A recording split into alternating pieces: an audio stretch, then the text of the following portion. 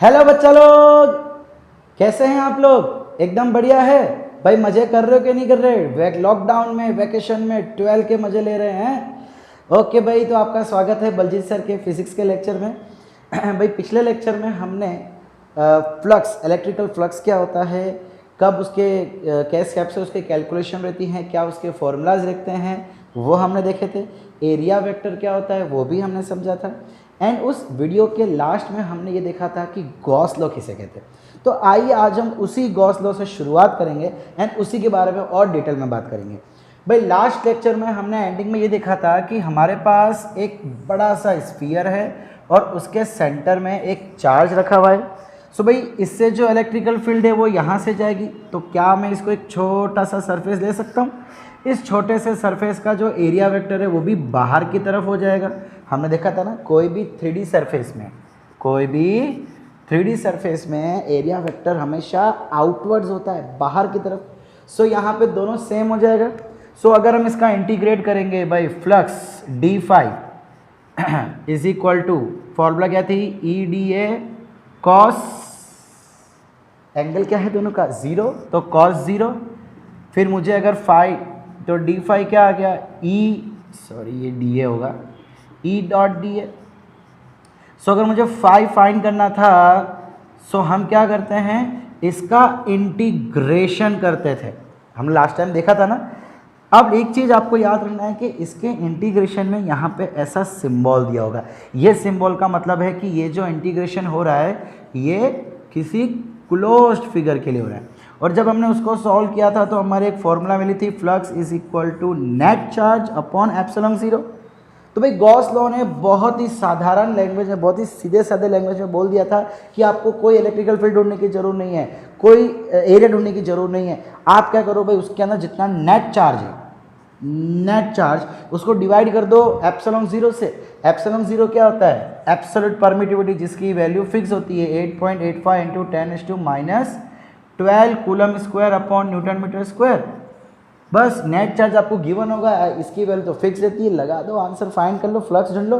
क्यों इतनी मेहनत करना, इतना सब इंटीग्रेशन करना, उस पर लिमिट लगाना, है ना, फालतू की झंझट थी। सो एकदम सिंपल लैंग्वेज में बोल दिया।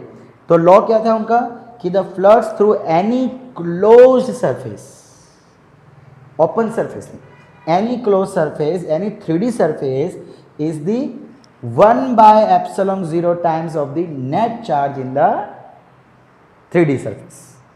ओके, अब देखो बच्चा लोग, ये जो 3D सरफेस है ना, इसको हम गॉसियन सरफेस भी कहते हैं।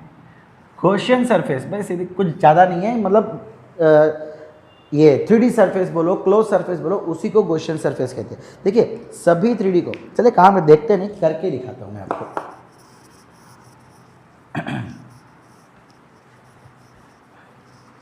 भाई तो अगर मान लीजिए मैं यहाँ पे कोई एक 3D सरफेस ले लेता हूँ, बट फिलहाल क्या है ना कि इसमें चार्ज नहीं है। हमने लास्ट लेक्चर में देखा था कि अगर इसमें चार्ज नहीं है तो इसका फ्लक्स हमेशा ज़ीरो आएगा। अब भाई अकॉर्डिंग टू गॉस लॉ हमने क्या पढ़ा था, flux is equal to net charge upon epsilon zero. भाई नेट चार्ज तो है ही नहीं, तो ये ज़ीरो आ जाएगा। तो इस सरफेस को, जिसमें चार्ज नहीं है, उस सरफेस को हम गॉसियन सरफेस नहीं बोलेंगे। गॉसियन सरफेस मतलब एक ऐसी 3D सरफेस जिसमें मैं गॉस लॉ का इस्तेमाल कर सकता हूँ। गॉस लॉ जिसमें एप्लीकेबल होगा उसमें, एक्चुअली गॉस लॉ हर जगह एप्लीकेबल होता है, बट अगर चार्ज नहीं है तो मैं उसको गॉसियन सरफेस ही बोलूँगा। बस इतना से फर्क है। 3D surface is also called Gaussian surface if there is a charge in the surface, charge in the surface. अच्छा, एक और खासियत है यार इस फॉर्मूला की। फॉर्मूला क्या है कि भाई 5 is equal to, flux is equal to net charge upon epsilon zero. भाई क्या इसमें कोई भी लेंथ, एक्स, रेडियस ऐसा कुछ आता है? नहीं ना। सो इसका मतलब पहले जो स्फीयर मैंने लिया था जिसकी रेडियस r थी, तो उसके अंदर फ्लक्स ये आ रहा था। अब मैं एक बड़ा स्फीयर ले लेता हूं जिसके अंदर रेडियस डबल कर देता हूं 2r, तो भी फ्लक्स कितना रहेगा, इतना का इतना ही रहेगा। भाई फ्लक्स क्या हो रहा है, फ्लक्स का मतलब वो एक पॉइंट से इलेक्ट्रिकल फील्ड बाहर निकल के जा रही है, सब डायरेक्शन में जा रही है। सो भाई जितना फ्लक्स इधर होगा उतना ही फ्लक्स इधर भी होगा, वो रेडियस या डिस्टेंस पे फर्क नहीं करेगा, डिपेंड नहीं करेगा। कैसे, चलिए देखते हैं। भाई हमने लास्ट टाइम डेरिवेशन के समय क्या देखा था कि भाई flux is equal to E into A, electrical field की फॉर्मूला लिखी थी हमने के यानी के Q by R square into area, sphere है तो स्फीयर का एरिया 4 पाई आर स्क्वायर, के बदले भाई 1/4 pi epsilon 0 Q into R square into 4 pi R square area. देखिए 4 pi cut R square cut, क्या बचा क्यू बाय एप्सिलॉन 0। भाई अगर मैं रेडियस को डबल कर देता हूँ, रेडियस को डबल करने से क्या होगा भाई, इधर भी 2r स्क्वायर हो जाएगा, इधर भी तो 2r स्क्वायर हो जाएगा। सो अल्टीमेटली होगा क्या, सॉरी ये तो वैसा का वैसा ही, इधर क्या हो जाएगा 4r स्क्वायर और इधर भी हो जाएगा 4r स्क्वायर। तो लो वापस दोनों कट, वापस वही का वही आने वाला है। वैसे ही मैं रेडियस को ट्रिपल कर दूँ, 4 टाइम्स कर दूँ, भाई कोई फर्क नहीं पड़ने वाला, बिल्कुल भी नहीं। इसका मतलब जो फ्लक्स है वो डिस्टेंस या रेडियस पे डिपेंड करता ही नहीं है। अब भाई मैं एक स्फीयर इधर ले लेता हूँ, उसके बाद में एक स्फीयर ले लेता हूँ, उसके बाद में एक स्फीयर ले लेता हूँ, उसके बाद में एक स्फीयर ले लेता हूँ, तो हो क्या रहा है, धीमे धीमे रेडियस बढ़ती जा रही है। अगर मैं यहाँ पे प्लस क्यू चार्ज लूँगा तो भाई इससे जो फ्लक्स निकलेगा वो तो सब स्फीयर से ही निकलने वाला है ना, ऐसा तो है नहीं। देखिए जितना फ्लक्स इधर है 2, तो इधर भी 2 ही है, इधर भी 2 ही है, इधर भी 2 ही है। आप समझ हम क्या कहना चाह रहे हैं भाई, फ्लक्स जो है वो कभी भी डिपेंड नहीं करेगा किसी डिस्टेंस या किसी रेडियस पे, ठीक है। सो हम ऐसा कह सकते हैं flux is independent of size. भाई साइज का उस पर कोई फर्क नहीं पड़ता। अब एक और चीज ध्यान देने वाली है, साइज के साथ साथ वो शेप पे भी उसका कोई फ़र्क नहीं पड़ता। भाई जैसे कि हमने अभी स्फीयर की बात की, अब मैं एक क्यूब या क्यूबॉइड की बात कर लूँ, सपोज इसके बीच में क्यू रख देता हूँ, फिर मैं एक ले लेता हूँ चलो कौन, यहाँ पे मैं एक सरफेस में चार्ज लेता हूँ क्यू, एक ले लेता हूँ मैं चलिए सिलेंडर, इसमें मैं चार्ज क्यू रख लेता हूँ। सो भाई इन तीनों में जो फ्लक्स होगा, भाई क्या बोल रहा है गॉस लॉ, क्या बोल रहा है, the flux is any close surface in any Gaussian surface, in any close surface, in any 3D surface is always equal to net charge upon epsilon 0। फिर आप चाहे ये लो कि ये लो, सब में फ्लक्स सेम रहेगा।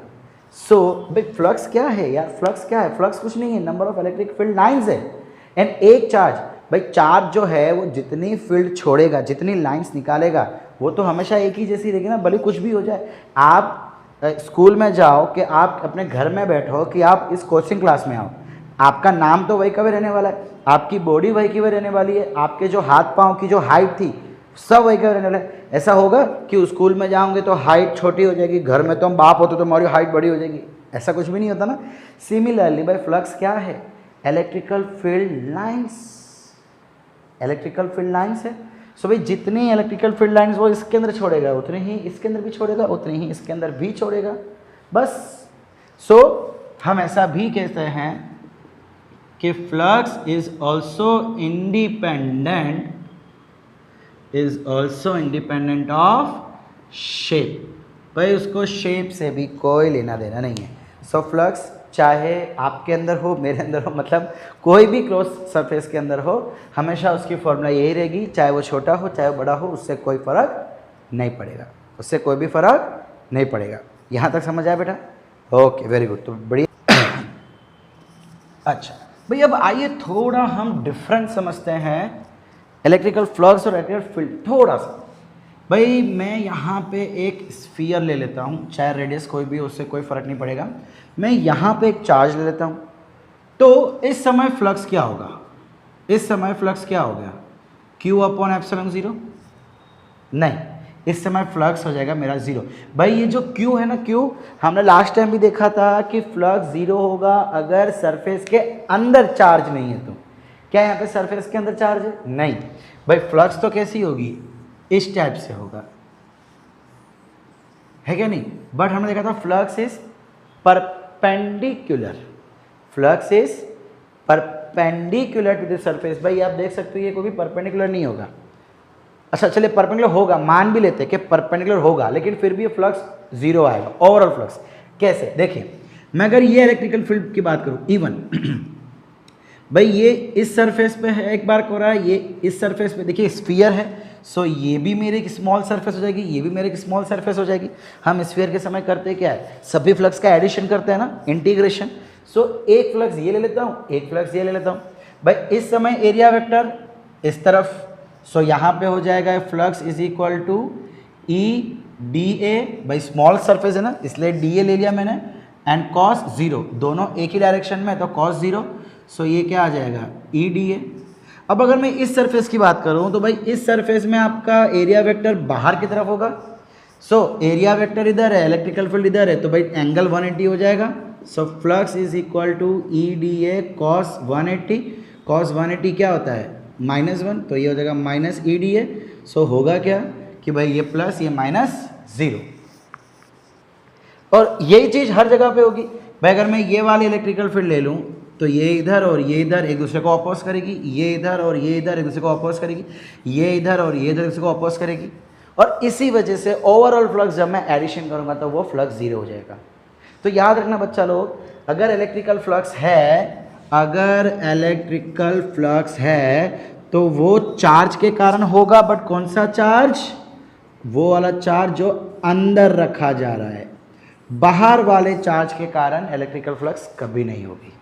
अब एक और क्वेश्चन देख लेते हैं, चलिए मैं एक और स्फीयर ले लेता हूँ, मैं यहाँ पे Q1 ले लेता हूँ, यहाँ पे Q2 ले लेता हूँ, और यहाँ पे Q3 ले लेता हूँ। तो भाई यहाँ पे जो फ्लक्स होगा वो किसके कारण होगा? फ्लक्स क्या है? स्केलर क्वांटिटी है। फ्लक्स की फॉर्मूला होती है net charge upon epsilon zero. Charge क्या है? चार्ज भी एक स्केलर है, तो भाई क्या हम सिंपली ऐड बोल सकते हैं Q1 plus Q2 upon epsilon zero. भाई यहाँ पे Q3 नहीं आएगा, क्यों? फ्लक्स किसके कारण होता है? जो चार्ज अंदर होता है, बाहर के कारण फ्लक्स नहीं। लेकिन लेकिन लेकिन लेकिन लेकिन इलेक्ट्रिकल फील्ड तो हर एक चार्ज के कारण होती है ना। इलेक्ट्रिकल फील्ड की फॉर्मूला KQ/R², क्यू मतलब चार्ज है तो इलेक्ट्रिकल फील्ड होगा ही होगा। इन शॉर्ट अगर मैं ये वाली फॉर्मूला से निकालूं, मैथमेटिकल फॉर्मूला जिसको हम कहते हैं इंटीग्रेशन ऑफ EDA, सो भाई यहाँ पे जो इलेक्ट्रिकल फील्ड आएगी वो मुझे E1 plus E2 plus E3 तीनों को लेना पड़ेगा। तीनों को लेने का मतलब भाई इसके कारण भी कुछ इलेक्ट्रिकल फील्ड होगी, इसके कारण भी इलेक्ट्रिकल फील्ड होगी, इसके कारण भी इलेक्ट्रिकल फील्ड होगी। इन तीनों चार्ज के कारण जो है इलेक्ट्रिकल फील्ड मुझे यहाँ पे लेनी पड़ेगी। सो इलेक्ट्रिकल फील्ड अगर मैं ये तरीके से कैलकुलेट करूँगा तो तीनों के कारण जाना पड़ेगा, बट अगर डायरेक्ट ये फॉर्मूला लगाऊंगा तो सीधा Q1 जो अंदर है उसको ऐड किया, बाकी सब फिनिश। सो कितना काम हमारा आसान कर दिया गॉस लॉ ने। भाई ये गॉस चाचा है ना, हमारे गॉस अंकल, चाचा बोलो अंकल बोलो जो भी बोलना है बोलो, इन्होंने हम बच्चों पे बहुत बड़ी दया की है।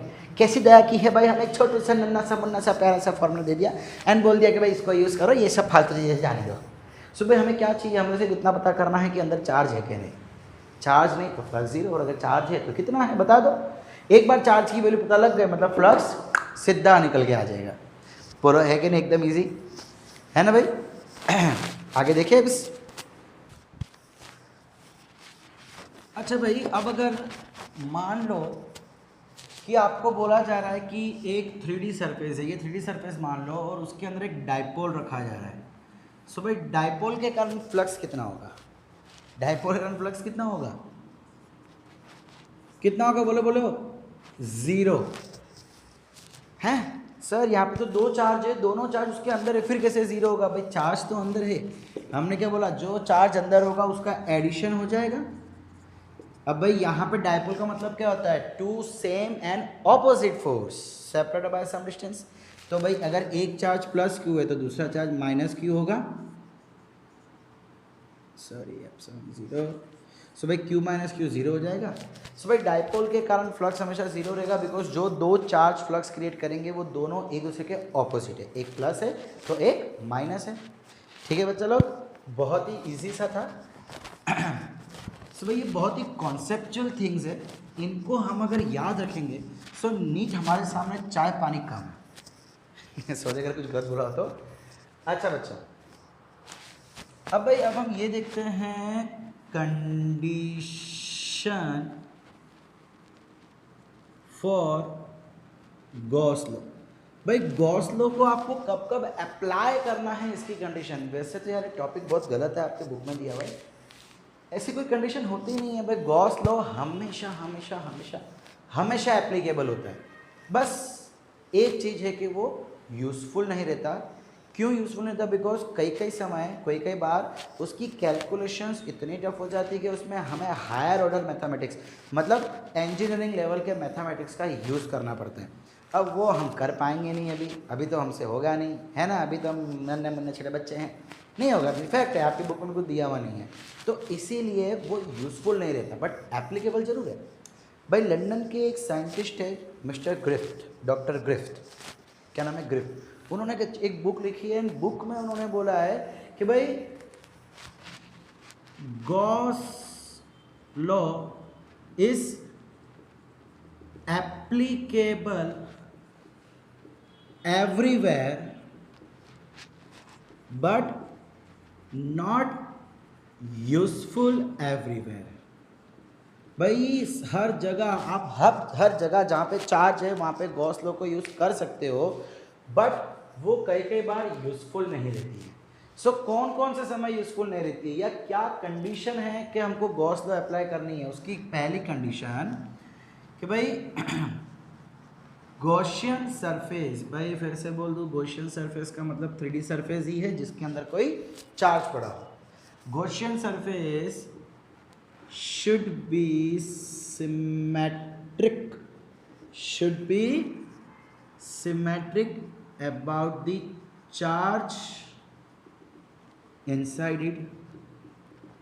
भाई अगर देखो सरफेस शुड बी सिमेट्रिक का मतलब है कि अगर कोई भी 3D सरफेस ले लूँ तो चार्ज उसके सेंटर पे पड़ा होना चाहिए।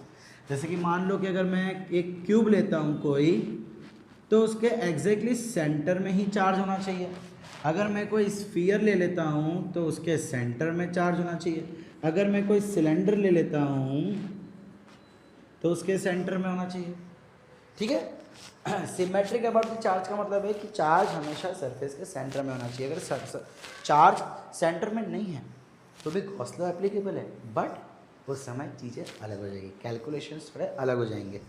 तो हमें इसी का ध्यान रखना है कि गॉस लॉ अप्लाई करने के लिए ये चीज़ होनी जरूरी है।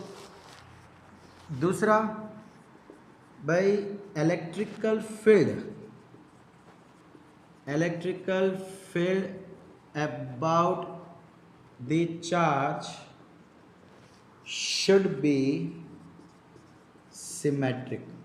भाई अब जो इलेक्ट्रिकल फील्ड है वो भी सिमेट्रिक होना चाहिए। इलेक्ट्रिकल फील्ड सिमेट्रिक क्या होता है वो हम पहले ही देख चुके हैं। थर्ड लिमिटेशन या third condition, the angle between electrical field and area vector must be same everywhere.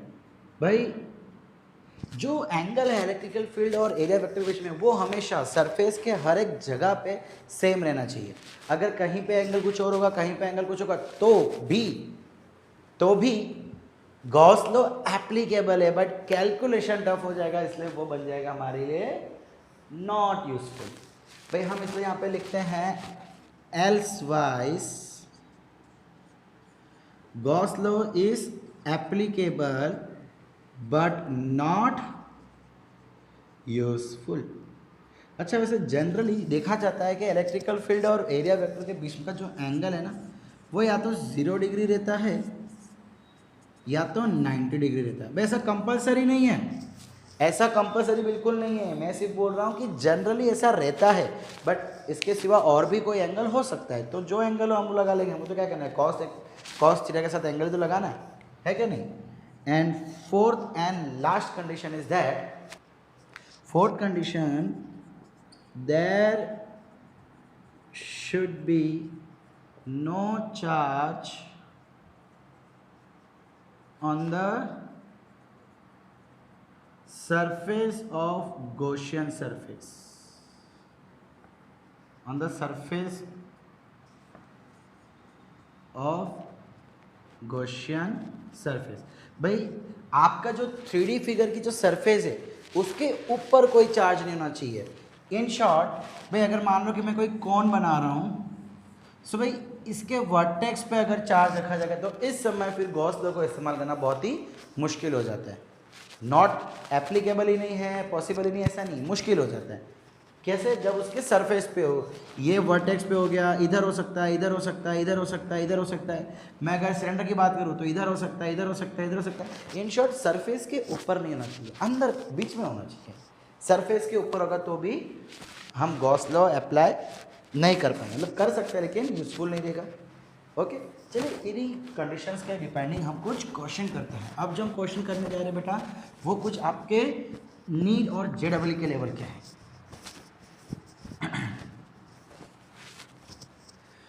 Okay भाई इस चीज़ को आज हम देखने वाले हैं। इसका एक डेरिवेशन है कि अगर वर्टेक्स पे कोई चार्ज है तो फ्लक्स कैसे निकाला जाएगा, हम देखेंगे वो, ठीक है।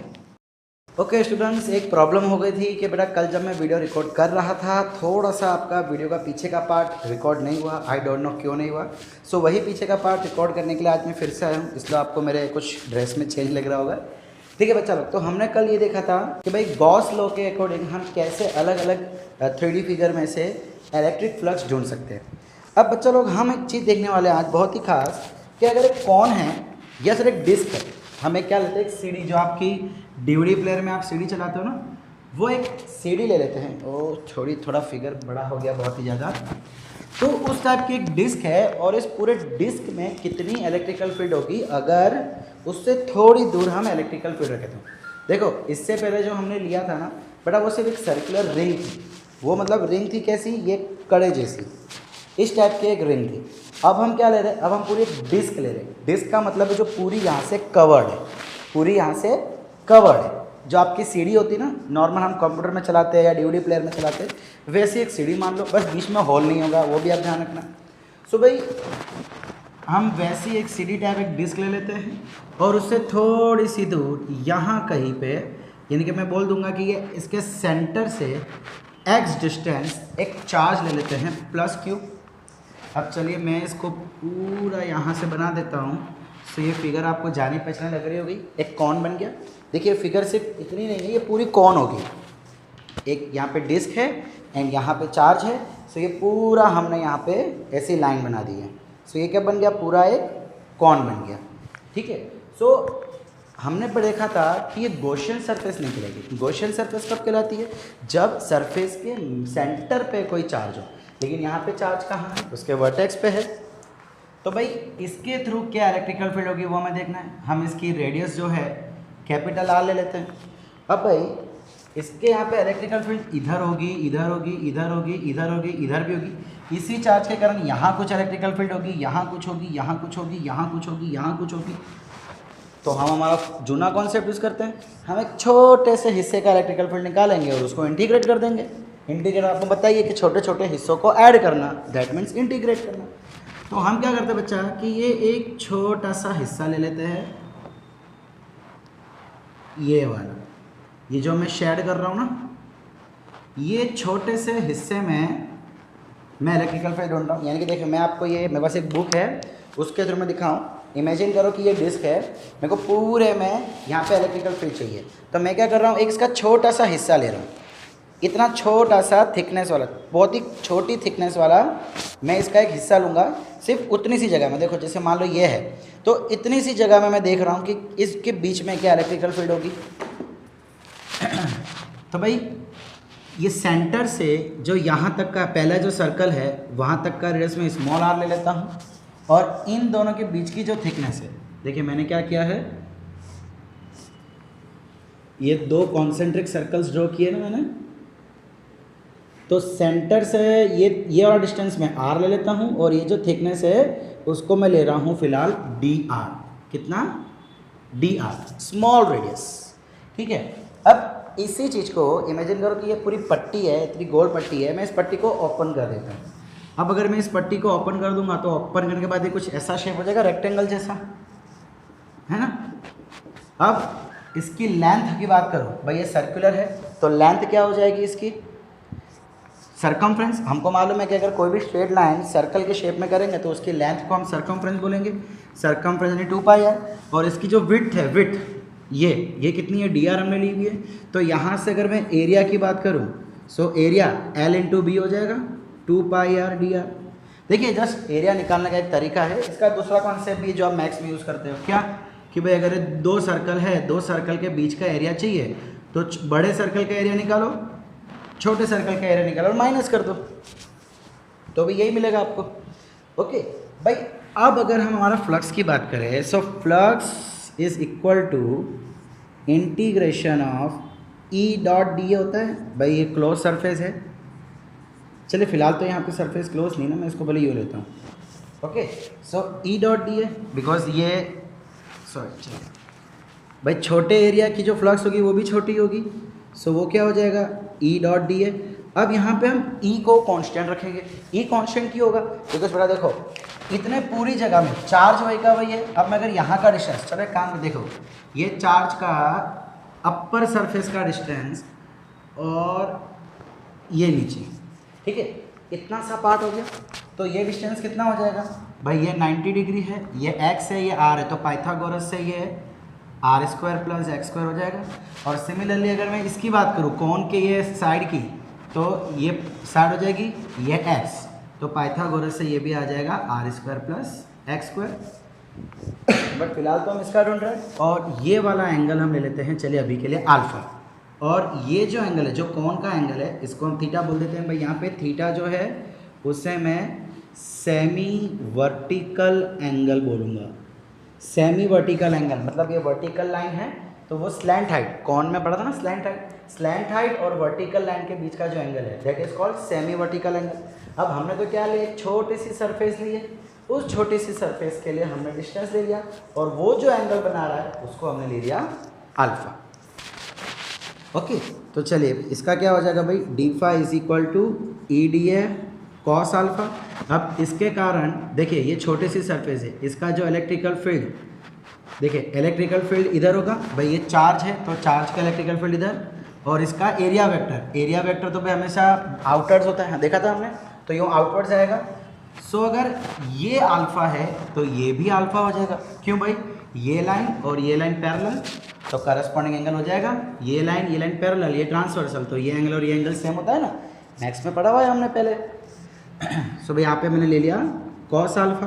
अब अगर चले, so phi is equal to integration of D phi, तो अब हम करते हैं इसका integration, E D A cos alpha. चल यहाँ पे कर लेते हैं। ओके भाई, अब यहाँ पे हम क्या करते हैं ना, एक तो इलेक्ट्रिकल फील्ड की फॉर्मूला और कॉस अल्फा की फॉर्मूला रख देते हैं। भाई इलेक्ट्रिकल फील्ड की फॉर्मूला क्या होती है, के क्यू बाय डिस्टेंस। अब डिस्टेंस कितना है, देखिए ये चार्ज है, डिस्टेंस हम क्या देखते हैं, चार्ज और जिस पॉइंट पे इलेक्ट्रिकल फील्ड निकालनी है वहाँ तक का डिस्टेंस। सो मुझे इलेक्ट्रिकल फील्ड यहाँ निकालनी है, सो यहाँ से चार्ज तक का डिस्टेंस ये रहा है ना, root of r² plus x² into D A into cos alpha. भाई ये आपका देखो ट्राइंगल बन रहा है, मैं इस ट्राइंगल को यहाँ साइड में ड्रॉ कर रहा हूँ, ठीक है। फिलहाल ये छोटा वाला ट्राइंगल, छोटा वाला, ये r है, ये r² प्लस x² है, और ये x है, और ये अल्फा है। तो भाई कॉस अल्फा की फॉर्मूला आपको पता है, कॉस एडजेसेंट अपॉन हाइपोटेनस, तो एडजेसेंट यानी ये x अपॉन हाइपोटेनस यानी root of r² plus x²। Okay sorry ये के क्यू बाय r² होता है ना, तो ये डिस्टेंस का स्क्वायर। चलिए इसे सिंप्लीफाई करें अब। So by 5 is equal to integration of, देखिए K constant, charge Q constant, तो मैं उसको बाहर निकाल लेता हूँ, x मतलब ये डिस्टेंस, भाई ये डिस्टेंस तो हमेशा सेम ही रहेगा। हम जो इलेक्ट्रिकल फील्ड ढूंढ रहे हैं वो इस रिंग पे ढूंढ रहे हैं, सो इस रिंग पे जो चार्ज रखा हुआ है बाहर की तरफ उसका डिस्टेंस तो हमेशा सेम ही रहेगा ना। अगर मान लो चार्ज यहाँ पे है और ये मेरी सरफेस है, तो इसका जो डिस्टेंस है, सपोज ये चार्ज है तो डिस्टेंस तो सेम ही रहने वाला है, तो ये डिस्टेंस कभी चेंज नहीं होगा, कांस्टेंट, तो उसको भी हम ले लेते हैं बाहर। सो के क्यू एक्स ये सब बाहर आ गया, अंदर क्या बचा अब, भाई एक तो बच्चा ये नीचे है, देखिए ये स्क्वायर है और ये स्क्वायर रूट है, तो दोनों कट जाएगा आपस में। तो एक चीज आ जाएगी 1/r² plus x² into DA। भाई DA ये रहा एरिया, तो ये एरिया जो है वो शॉर्ट सरफेस के लिए ना, छोटी सरफेस के लिए, सो इसको हम DA बोल सकते हैं ना। सो DA कितना आ गया 2πr/dr। चलिए इसे भी लिख लेते हैं भाई 2πr/dr, और नीचे ये बचा रूट। तो मैं क्या करता हूँ, रूट हटा के उसके बदले में लिख लेता हूँ r² प्लस x² और पावर में 1/2। यहाँ तक क्लियर। देखो KQX कांस्टेंट था, उसको बाहर ले लिया, ये स्क्वायर और स्क्वायर रूट कट गया, इसको स्क्वायर रूट हटा के खाली मैंने 1/2 लिख दिया, एरिया के बदले मैंने एरिया लिख दिया 2πr/dr।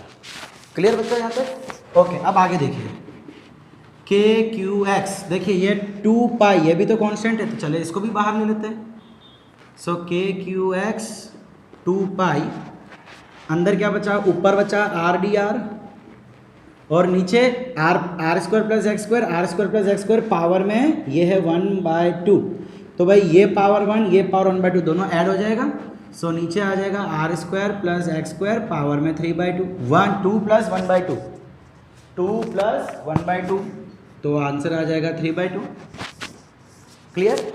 अब देखिए भाई k की फॉर्मूला आपको पता है, k की फॉर्मूला पता है ना, 1/4πε0 QX 2π, अंदर बचा r/dr upon x² sorry r² plus x² power में 3/2। देखिए ये गया, ये मर गया, ये मर गया, ये 2 2 सा हो गया। यहाँ क्या बचा, QX अपॉन 2ε0। अब देखो ये जो टर्म है ना भाई, इसको इंटीग्रेट करने की मेथड बहुत ही टिपिकल है। तो हम क्या करेंगे, एक तरीका होता है इंटीग्रेशन का ही, जो हम लोग मैथ्स में सीखते हैं। इसका एक शॉर्टकट तरीका है कि मैं क्या करूँगा, ये जो ब्रैकेट है ना, ये सबसे बड़ा नुकसानदायक है मेरे लिए। तो चलो मैं इसके बदले कुछ और एज्यूम कर लेता हूँ।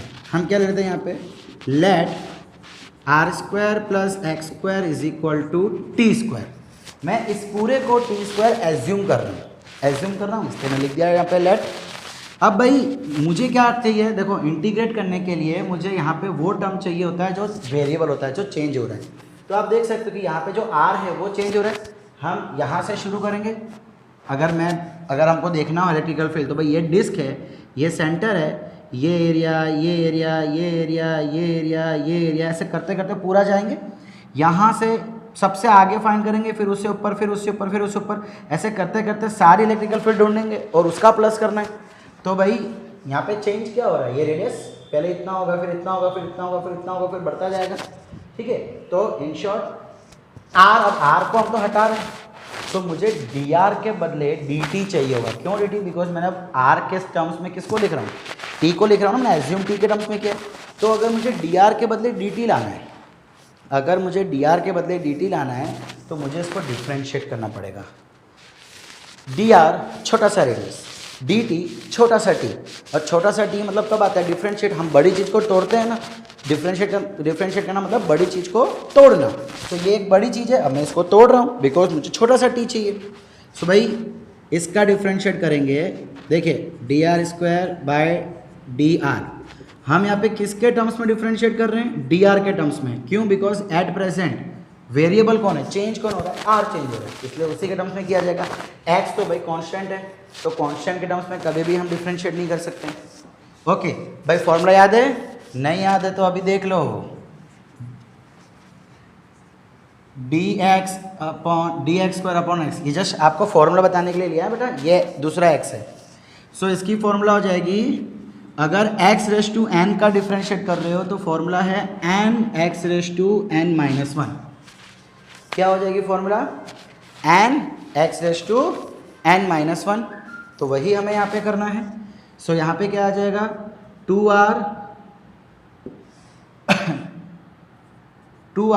dr, देखिए ये 2 आगे, r 2-1, और ये आ जाएगा dr प्लस, यहाँ पे हम क्या कर रहे हैं, देखो ये तो कांस्टेंट है तो ये तो पूरा 0 आ जाएगा, और इसका हो जाएगा t आगे आ जाएगा, 2 आगे 2t 2-1 1 dt। हम इसका डिफ्रेंशिएट आर के टर्म्स में करा, जैसे यहाँ पे डी टी लिखेंगे हम लोग। सो ये क्या होगा देखो, 2r dr is equal to 2t dt, 2 cut क्या बचा, r dr is equal to t dt। देखो ऊपर क्या आ रहा है, r dr आ रहा है, तो ये पूरे r dr के बदले मैं लिख दूंगा अब t dt। देखो देखो बच्चा लोग ध्यान से देखना, डिफ्रेंशिएट किया, डिफ्रेंशिएट करने पे यहाँ पे आ गया r dr, तो ये ऊपर है r dr, तो इस पूरे r dr के बदले मैं लिख दूंगा अब t dt। और नीचे हमने इसको टी स्क्वायर एज्यूम कर लिया था, देखो R square plus X square equal to T square, तो इस पूरे के बदले टी स्क्वायर लिख दिया, पावर में है 3/2 तो 3/2 कर दिया, ये 2 कट बचा क्या अब यहाँ पे Q x upon 2 epsilon 0 T D T upon T cube, ये भी कट गया, बचा क्या Q x upon 2 epsilon 0 integration 1/t dt। अब देखिए 1/t dt का इंटीग्रेशन कैसे होगा, यहाँ करके बताऊँ मैं आपको, फॉर्मूला जो बताई थी ना अभी, n x raise to power में n-1, वही चीज़ है। अगर मैं t को ऊपर ले लूँ, मैं सिर्फ आपको भी ये बता रहा हूँ कैसे सॉल्व किया जाएगा। सो ये t को ऊपर लूँगा तो मैं ऐसा बोल सकता हूँ t-1, और इंटीग्रेशन, अब इंटीग्रेशन का फॉर्मूला होता है कि अगर मान लो t रेस टू n है तो यहाँ पे आ जाएगा, सॉरी एक चीज़ ना, यहाँ पे स्क्वायर आएगा, तो भाई यहाँ पे फॉर्मूला आ जाएगा n-1, sorry n+1 t raise to n+1। Differentiation में था n-1, इंटीग्रेशन में है n+1 को आगे और पावर में भी n+1। तो देखिए यहाँ क्या हो जाएगा, ये मेरा -1 है ना, सॉरी -2 है ना, ये 2 ऊपर आ गया तो -2, सो भाई -2 + 1 t पावर में -2 + 1, सो ये क्या आ गया -2 + 1 -1 t अगेन -1 के कारण t फिर से नीचे आ जाएगा, सो -1/t आंसर। तो मैं उसके बदले वो वाला लिख देता हूँ q/2 एप्सिलॉन 0 -1/t। ठीक है बच्चा, ये चीज़ याद रखना, ये फॉर्मूला खाली याद रखो, ये हमने पहले भी किए हुए हैं। इंटीग्रेशन में n s race to n-1 होता है, सॉरी डिफ्रेंशिएशन में n t raise to n-1 होता है, इंटीग्रेशन में जो भी पावर होगा n+1 t पावर में n+1, ये फॉर्मूला खाली याद रखना। सो ये हमको आ जाएगा। अब भाई इसकी अपर लिमिट और लोअर लिमिट लिखनी पड़ेगी, जैसे हम हर बार करते हैं। तो भाई लोअर लिमिट कहाँ से, यहाँ से शुरू हो रहा है, जब वो यहाँ से शुरू होगा तो रेडियस तो 0 रहेगा, सो लोअर लिमिट हो जाएगी मेरी 0, एंड अपर लिमिट भाई यहाँ से शुरू होकर कहाँ तक जाएगा, पूरा यहाँ तक जाएगा, और यहाँ तक की लिमिट क्या है, ये पूरा क्या है कैपिटल R रेडियस, सो अपर लिमिट हो जाएगी कैपिटल R, सो ये 0/r। सो तो मैं t की यहाँ पे पहले ओरिजिनल वैल्यू रख देता हूँ। भाई हमने क्या एज्यूम किया था, r² + x² = t², तो t क्या हो जाएगा, यहाँ पे दोनों जगह स्क्वायर रूट करूँगा, सो √r² + x² हो जाएगा। तो चलिए वही यहाँ पे रख देते हैं, qx/2 एप्सिलॉन 0 -1/√r² + x²।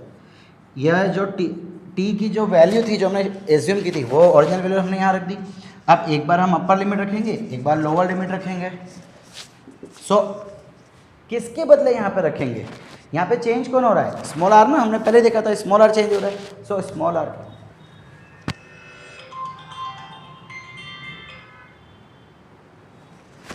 तो स्मॉल r के बदले यहाँ पे हम रखेंगे। सो देखिएगा पहले अपर लिमिट, तो ये qx/2 epsilon 0 as it is -1/√, भाई capital R² + x², upper limit minus lower limit, तो माइनस, और भाई ये हमारे वैल्यू में ही माइनस है, तो ये माइनस भी इसलिए आया, और ब्रैकेट करके अंदर भी माइनस इसलिए आ रहा है बिकॉज यहाँ पे माइनस है। ये मैंने स्मॉल r के बदले कैपिटल रखा, अपर लिमिट माइनस, अब लोअर लिमिट, सो अब मैं इसके बदले 0 रख रहा हूँ। सो भाई इसके बदले 0 रखूँगा तो √x² हो जाएगा। ओके चलिए इसे सिंप्लीफाई करते हैं, बस हमारा आंसर आने ही वाला है, qx/2 epsilon 0 -1/√r² + x², minus minus plus, और देखिए ये स्क्वायर रूट और रूट कैंसिल, सो ये आ गया 1/x। अब भाई हम क्या करते हैं, ये x को अंदर डालते हैं और इसको रीअरेंज करते हैं। हम क्या कर रहे हैं, इसको रीअरेंज कर रहे हैं, ये प्लस वाले को पहले लिख रहे हैं, माइनस वाले को बाद में लिख रहे हैं, और ये जो x था उसको ब्रैकेट के अंदर डाल रहे हैं। तो ये x इधर आ जाएगा और x इधर आ जाएगा, तो ये तो कट, तो बचा क्या, तो जगह भी नहीं बची। बस थोड़ा लास्ट स्टेप ही है, आंसर हमारा हो गया ऑलमोस्ट। तो देखिए अब बचा क्या, q/2ε0 ब्रैकेट में 1 minus x upon root of r² plus x²। तो भाई ये आ गया हमारा आंसर। ये क्या आएगा भाई, फ्लक्स इन अ कोन, जब आपका चार्ज उसके वर्टेक्स पे पड़ा हो तब इतनी फ्लक्स आएगी। अब भाई अगर आपको याद हो तो हमने कॉस की वैल्यू निकाली थी, कॉस की वैल्यू ये छोटे से एंगल के लिए, देखिए एडजेसेंट अपॉन हाइपोटेनस। अगर मैं इसकी बात करूँ कॉस थीटा की, देखो ये थीटा है सो कॉस थीटा क्या हो जाएगा, ये रेडियस है तो ये भी रेडियस, या root of r² plus x², तो ये भी root of r² plus x² होगा। और ये कुछ ऐसा बनेगा, अगर मैं ये ट्राइंगल बनाऊँ तो ये 90 डिग्री, ये थीटा, ये x है, ये सेंट्रल लाइन मैंने ली है, चलो मैं इसको डॉटेड ही कर देता हूँ। सेंट्रल लाइन ये x और ये है कैपिटल R, तो पाइथागोरस से ये क्या हो जाएगा, r² प्लस x²। सो अगर मैं cos थीटा यहाँ से निकालूँ, cos theta is equal to adjacent upon hypotenuse, so ये एडजेसेंट अपॉन ये हाइपोटेनस r² प्लस x²। तो भाई देखिए cos थीटा की वैल्यू क्या आ गई, x upon root of r² plus x²। तो क्या इसके बदले मैं cos थीटा रख सकता हूँ, बिल्कुल रख सकता हूँ। सो ये आ गया 1 माइनस cos थीटा। थीटा क्या है यहाँ पे, सेमी वर्टिकल एंगल। सो भाई कोन के अंदर जब चार्ज उसके वर्टेक्स पे, तो उस समय फ्लक्स आएगा हमारा q/2ε0 1 माइनस cos थीटा। और cos से कैसे निकालेंगे भाई, सिंपल, एडजेसेंट अपॉन हाइपोटेनस से x upon root of x² plus r², capital R², जो कि इसका रेस होगा। ओके बच्चा लोग, तो चलो अब इस पर थोड़ा सा हम एप्लीकेशन टाइप के क्वेश्चन देखते हैं।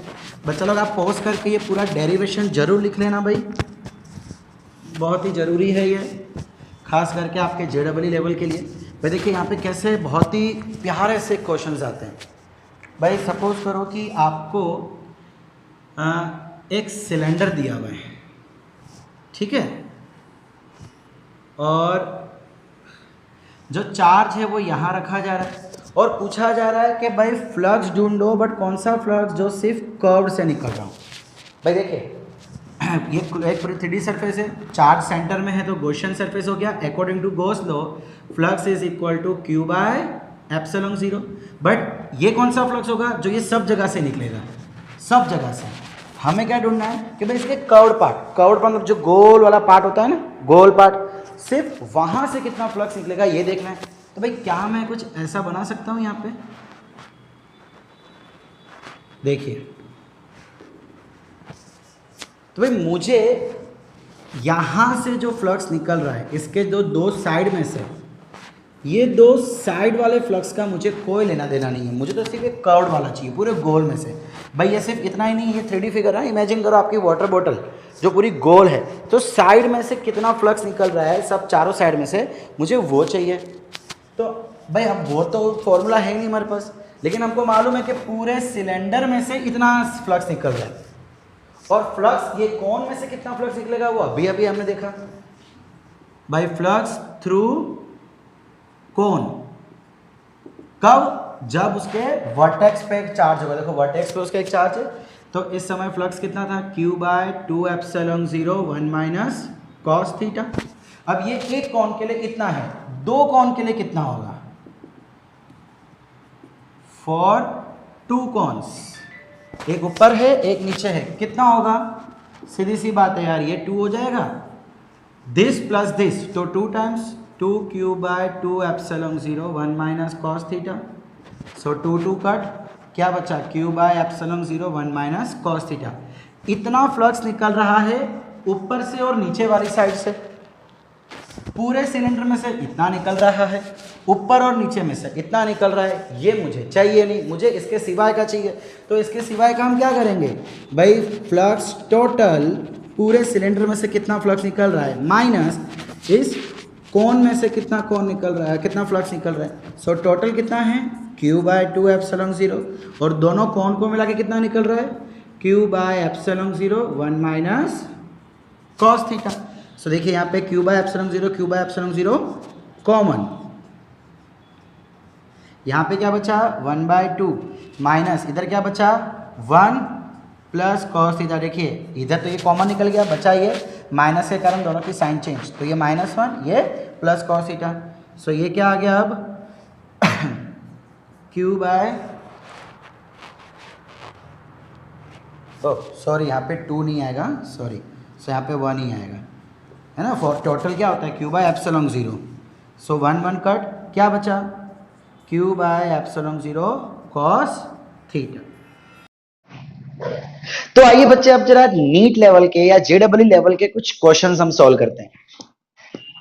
भाई हमने गॉस लॉ देखा, टोटल गॉस लॉ कितना होता है वो देखा। सो अब आपके पास बच्चा लोग क्वेश्चन पूछा जाएगा कि आपको एक, मान लीजिए एक सेमी सिलेंडर दिया हुआ है। क्या दिया हुआ है? एक सेमी सिलेंडर, हाफ सिलेंडर, जिसकी लेंथ है L बाय 2 एंड आपके यहां पे एक चार्ज रखा हुआ है और कहा जा रहा है find the flux through this semi cylinder. अब बच्चा लोग हमने ये देखा था गॉसियन सरफेस वो सरफेस कहलाती है जहां पे सरफेस चार्ज के सिमेट्री हो, मतलब चार्ज एकदम सेंटर पे रखा जाए। क्या यहाँ पे चार्ज सेंटर पे नहीं है, तो यहाँ का फ्लक्स जीरो।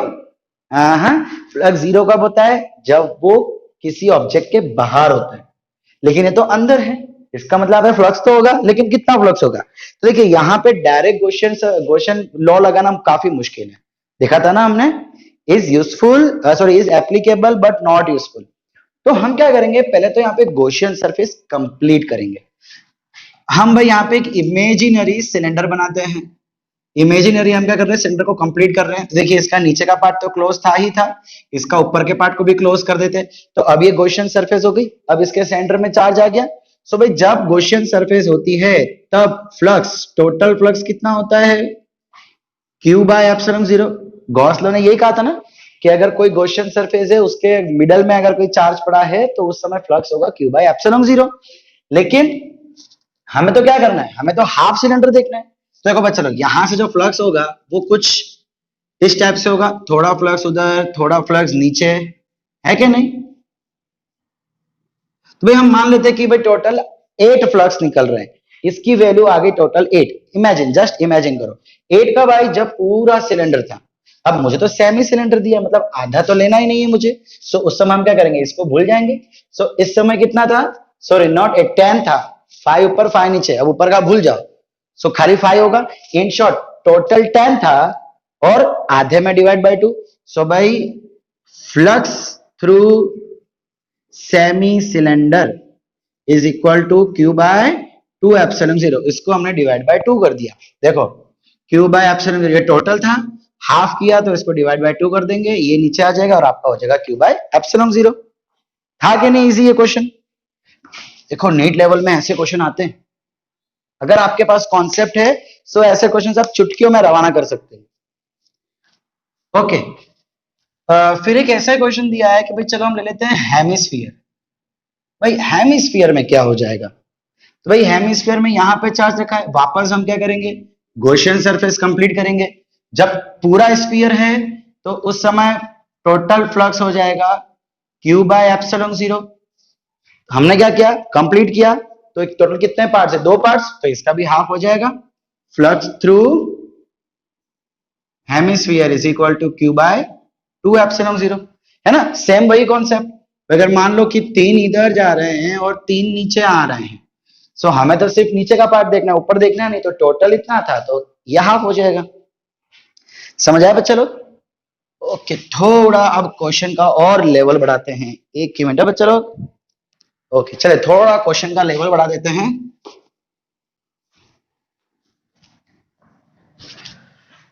सो भाई मान लीजिए कि अब आपको दे रखा है यहाँ पे एक क्यूबॉइड।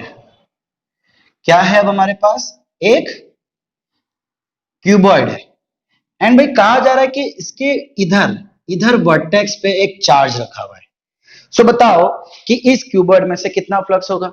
भाई अब यहाँ पे तो गॉस लॉ हम अप्लाई कर ही नहीं पाएंगे, मतलब एप्लीकेबल है बट हम अप्लाई करेंगे नहीं बिकॉज कैलकुलेशन बहुत टिपिकल हो जाएंगे, वो वर्टेक्स पे है। सो मुझे यहाँ पे गॉसियन सरफेस कंप्लीट करनी है कुछ इस तरीके से कि ये चार्ज एकदम सेंटर में आ जाए। अब भाई मान लो कि ये मेरा एक क्यूबॉइड है और इसके पीछे की तरफ यहाँ पे एक चार्ज पड़ा हुआ है। अब मुझे गॉसियन सरफेस कंप्लीट करनी है, कुछ आइडिया? तो देखो बच्चा लोग, हम क्या करेंगे, सेम यही साइज का क्यूबॉइड, यही वॉल्यूम, यही एरिया का क्यूबॉइड मैं अगर इसके आजू बाजू लगा दूं, इस तरीके से लगा दूं आजू बाजू कि ये सेंटर में आ जाए, तो मुझे क्या करना पड़ेगा, एक यहां पे लगाऊंगा, एक यहां पे लगाऊंगा और एक इधर लगा दूंगा। समझ रहे हो आप? देखो ये मेरा क्यूबॉइड था, इसके यहां पे एक चार्ज है। सो हम क्या करेंगे, एक तो इसके ऊपर क्यूबॉइड रख देंगे भाई,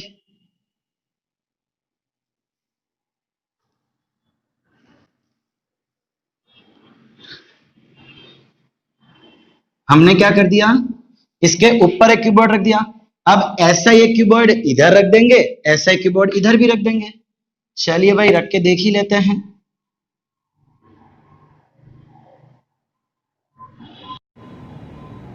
ठीक है, एक कीबोर्ड मैंने यहां रख दिया और एक कीबोर्ड ऐसा ही मैं यहां पे रख दूंगा।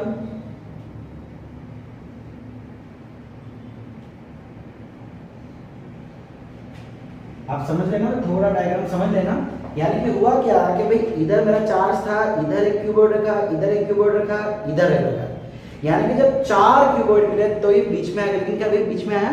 भाई देखो पीछे से तो ये अभी बाहर ही है ना, पीछे से बीच में नहीं आया। इसका मतलब मुझे ऐसे चार कीबोर्ड और पीछे रखने पड़ेंगे, एक इधर, एक इधर, एक इधर, एक इधर। इमेजिन करो, इमेजिनेशन पावर आपकी हाई होनी चाहिए। यानी कि चार कीबोर्ड आगे, चार कीबोर्ड जब पीछे होंगे तब जाके ये मेरा सेंटर में आ जाएगा। टोटल कितने कीबोर्ड हो गए? 8 कीबोर्ड्स। सो भाई 8 कीबोर्ड को जब मैं अरेंज करूंगा तो मेरा चार्ज सेंटर में आ जाएगा और उस समय according to Gauss's law, Gauss law, total flux कितना हो जाएगा भाई? Q बाय एप्सिलॉन 0, बिकॉज वो सेंटर में है। अब भाई ये फ्लक्स 8 क्यूब में है तो 1 में से कितना? Flux through 1 cube is equal to Q by 8 epsilon 0। भाई ये 8 में से तो वो 1 में से हो जाएगा, है क्या नहीं? हमें क्या करना है, हमें सिर्फ गॉसियन सरफेस कंप्लीट करनी है और कुछ भी नहीं। अच्छा, अब इसके बाद मुझे एक क्वेश्चन और ऐड कर दिया गया कि भाई इस क्यूबॉइड के सिर्फ ये वाले साइड में से, सिर्फ ये वाले साइड में से कितना फ्लक्स निकलेगा ये बताओ। सो भाई देखो, एक क्यूबॉइड में से इतना निकल रहा है। अब एक क्यूबॉइड के पास कितनी साइड्स होती है? 6 साइड। सो आप लोग बोलोगे सर Q डिवाइड बाय भाई एक क्यूब में से इतना, तो एक मतलब 6 साइड्स, 6 साइड्स में से इतना तो एक में से कितना? आप करके देखो तो आपको ये मिलेगा। देखो साइड्स ले लेते हैं, फ्लक्स ले लेते हैं। भाई जब 6 साइड थी, एक क्यूबॉइड मतलब 6 साइड थी, सो फ्लक्स था AQ अपॉन 8 एप्सिलॉन 0, तो एक में से कितना? तो देखो ये डिवाइड हो जाएगा, मतलब ये चीज Q अपॉन 14 एप्सिलॉन 0। यही होगा बेटा? हाँ, ये नहीं होगा। क्यों नहीं होगा? देखो जरा, देखो अब हो क्या रहा है कि इसके इस साइड एक क्यू पड़ा है, यहाँ पे एक क्यू पड़ा है, यहाँ पे एक क्यू पड़ा है, पीछे एक क्यू पड़ा है। सो अगर मैं इसकी बात करूं, ये वाली क्यूबॉइड की ये वाली साइड कवर हो गई, ढक गई, वो कोई और आ गया। भाई फ्लक्स हमेशा वहां से निकलेगा जो कि ओपन, जो कवर्ड है, बाजू में कुछ और पड़ा तो वहां से फ्लक्स निकलेगा ही नहीं, बिकॉज ये कवर्ड हो गई, ऊपर वाला कवर्ड हो गया और एक पीछे वाली सरफेस कवर्ड हो गई। बची कौन सी? एक ये साइड वाली, एक ये फ्रंट वाली और एक ये नीचे वाली। इन शॉर्ट कोई भी कीबोर्ड ले लो आप, कोई भी कीबोर्ड, चलो मैं ये वाला कीबोर्ड ले लेता हूं, अगर मान लो ये ऊपर वाला कीबोर्ड, तो देखो इसकी नीचे वाली कवर्ड हो गई, ये वाली कवर्ड हो गई और पीछे वाली कवर्ड हो गई। तो ओपन कौन सी रहेगी? ये एक साइड वाली, ये एक ऊपर वाली और एक ये आगे वाली, तो बाहर निकल गई। ओके, सो कोई भी कीबोर्ड ले लो, इस केस में 3 साइड ओपन रहेगी। सो भाई हम क्या करेंगे, जो टोटल फ्लक्स होगा एक कीबोर्ड का वो 3 साइड में से निकलेगा। तो 3 साइड में से अगर इतना निकल रहा है तो एक में से कितना? तो यहाँ पे हम 3 मल्टीप्लाई करेंगे और ये हो जाएगा 8,24। सो ये आ जाएगा flux through 1 side of a keyboard. समझ आया बच्चा लोग? देखो बच्चा लोग, जो भी ना कॉन्सेप्ट है, कॉन्सेप्ट हम एक एक क्वेश्चन ले रहे हैं, एक एक कॉन्सेप्ट क्लियर कर रहे हैं। ये कॉन्सेप्ट याद रखो, फिर जे डब्ल्यू नीट को तो हम ये ठोकर मारेंगे ऐसे, ठीक है बच्चा लोग। चलिए एक और आखिरी क्वेश्चन आज का कर लेते हैं हम लोग, फिर हमारा ऑलमोस्ट ये टॉपिक फिनिश है। अब भाई आपको है ना एक प्लेट दी जा रही है, एक प्लेट दी है और सपोज करो कि ये स्क्वायर है एंड इसका साइड आपको दे दिया है ए। अब आपको कहा जा रहा है कि इसके सेंटर से a/2 डिस्टेंस ऊपर, कितना a/2 डिस्टेंस ऊपर एक चार्ज रखा हुआ है। भाई ये प्लेट ऐसी है, ये एक प्लेट है, सपोज करो कि इसकी चारों साइड ए है, ये रेक्टेंगल है पर हम इसको स्क्वायर मानते हैं अभी। ये अगर ए है, अगर ये साइड ए है तो a/2 ऊपर, मतलब अगर ये पूरी ए है तो इससे हाफ इधर एक चार्ज रखा हुआ है। भाई इस चार्ज के कारण इस प्लेट में कितनी फ्लक्स जाएगी हमें वो देखना है। Calculate the flux through this plate. अब भाई आप बोलोगे देखो गॉस लॉ लगाने के लिए हमें 3D सरफेस चाहिए, ये तो 2D सरफेस है, हमें 3 डायमेंशन चाहिए तो क्लोज सरफेस। अब भाई क्या फ्लक्स वैसा निकाले, फिर ईडी है, फिर हमें क्या करना पड़ेगा, इसका छोटा एरिया लेना पड़ेगा, इसके कारण इलेक्ट्रिक फील्ड फाइंड करनी पड़ेगी। अब इसके कारण जो इलेक्ट्रिक फील्ड होगी वो तो भाई चारों डायरेक्शन में होगी, लेकिन हमारे तो सिर्फ वही इलेक्ट्रिक फील्ड जरूरी है जो इधर आ रही है। एंड हमने देखा था कि भाई एरिया वेक्टर इसका 90 डिग्री करना चाहिए कि हर किसी के साथ मुझे एंगल देना पड़ेगा, थोड़ा भारी काम हो जाएगा। तो हम क्या करते हैं, गॉसियन सरफेस कंप्लीट करते हैं ताकि हमारा काम आसान हो जाए। देखिए हमें एक प्लेट दी गई थी, ये ए बोला गया था और यहाँ से a/2 पे एक चार्ज था। भाई हम गॉसियन सरफेस कंप्लीट कर रहे हैं, देखो जरा यहाँ पे भाई हम क्या करेंगे, सिंपली यहाँ पे क्यूब बना देंगे। देखो देखो देखो देखो जरा देखो भाई मैंने क्या कर दिया, क्यूब बना दिया। तो इमेजिन करो कि ये नीचे की प्लेट थी, अब a/2 ये सरफेस है, इसके बीच का होगा। तो अगर मैं यहाँ पे पूरा क्यूब जनरेट कर दूं तो अब जो चार्ज है वो इसके बीच में आ जाएगा। देखो ये पूरा ए है, क्यूब हमने क्रिएट किया, ये ए दिया था तो मैं भी ए मेजरमेंट में ये बनाऊंगा। अब ये a/2 बोल रहे हैं, ये पूरा ए है बिकॉज हमने क्यूब बनाया, क्यूब में सभी साइड्स इक्वल रहती है, तो ये a/2 में बोला तो ऑटोमेटिकली हाफ पे आ जाएगा। इट मींस कि भाई total flux according to Gauss law, total flux कितना हो जाएगा भाई यहाँ पे Q/ε0 है क्या नहीं। अब इस क्यूब में देखो ये कहीं से भी कवर्ड नहीं है, सब जगह से ओपन है, सब जगह से ओपन है, तो इसका फ्लक्स यहाँ भी जाएगा, यहाँ भी जाएगा, यहाँ भी जाएगा, इधर भी जाएगा, पीछे भी निकलेगा एंड बाहर भी निकलेगा। सो भाई 6 साइड में से कितना फ्लक्स और एक साइड में से कितना फ्लक्स, ये आ जाएगा नीचे की जो प्लेट थी उसके थ्रू फ्लक्स। तो बच्चा गॉस लॉ का इस्तेमाल करके हम किसी भी चीज़ से फ्लक्स यूं निकाल सकते हैं, बट उसके लिए हमें चाहिए गॉसियन सरफेस, एक क्लोज फिगर, एक 3D फिगर जिसके मिडल में चार्ज रखा जा रहा है। ठीक है बच्चा लोग, तो आज का ये लेक्चर यहीं पे एंड करते हैं एंड इसके भी नोट्स आपको दे दीजिए। Thank you.